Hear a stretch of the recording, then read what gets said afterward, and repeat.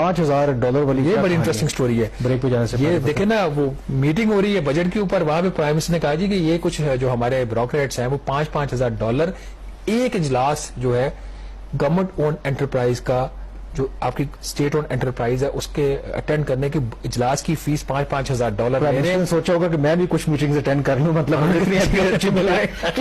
مطلب یہ مطلب اگر $5,000 مل رہا ہے, $14 لاکھ روپیہ, 14 لاکھ روپیہ ایک میٹنگ اٹینڈ کرنے, ٹھنڈے اے سی والے ماحول میں کھانا شانا بھی. ایسا نہیں کہ ہر ایس او یہ اتنی فی پے کرے, اس کو تھوڑا سا کلیریفائی کرنے میٹنگ میں. اچھا, جو ذرائع بتا رہے تھے کیبنٹ میٹنگ میں اس میں بڑی ڈیٹیل ڈسکشن ہوئی کہ جناب یہ تو بڑی ہو رہا, اور یہ بات بھی ٹھیک ہے, اتنی جو ہیوی آپ پیمنٹس کر رہے ہیں بیوروکریٹس کو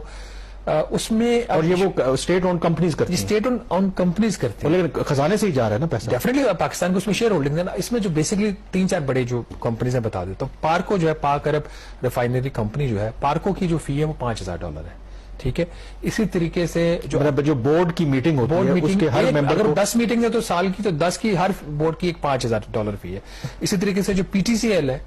پی ٹی سی ایل 26% ہے, وہ آپ کو پتا یو ای کے پاس ہے شیئر, اور باقی 74% گورنمنٹ آف پاکستان یا ہمارے شیئر ہولڈرز ان کے پاس ہے. پی ٹی سی ایل کی فیس ہے $3,500 پر بورڈ, اور کچھ ایسے ہے ادارے جن کی 2 لاکھ ہے یا 6 لاکھ, تو اس میں پرپوزل دیتے ہیں کہ یہ جو بروکرز ہیں 10 لاکھ ہی رکھ لیں, باقی یہ سرنڈر کر دیں. اسی قسم کا فیصلہ ناظرین ایک کیا گیا تھا جب اسحاق وزیر خزانہ تھے, انہوں نے یہ اناؤنس کیا تھا کہ 6 لاکھ روپے تک بروکریٹ سالانہ رکھ سکتے ہیں, کا 6 لاکھ روپے اپنی تنخواہ کے اوور اینڈ ابو, اور باقی ان کو سرنڈر کرنا پڑے گا. وہ فیصلہ امپلیمنٹ نہیں ہوا اور ہوگا یہ والا بھی نہیں, یہ بات ڈسکشن تک ہی رہی. لیکن اس چیز کو یہاں پہ ہائی لائٹ کرنے کا مقصد ہے کہ کابینہ کا اجلاس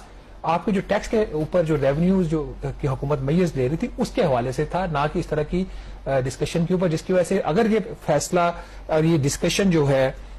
اس کو کرنے کی بجائے وزیر اعظم کابینہ کے ساتھ ڈسکس کر لیتے کہ دودھ کے اوپر ٹیکس لگانے سے کیا فرق پڑے گا, پیٹرولیم مصنوعات کے اوپر پیٹرولیم لیوی بڑھانے کے اوپر کیا فرق پڑے گا, سیمنٹ کے اوپر ٹیکس لگانے سے کیا فرق پڑے گا, تو شاید آج اس ڈیفینسو پوزیشن میں گورنمنٹ جا چکی ہے.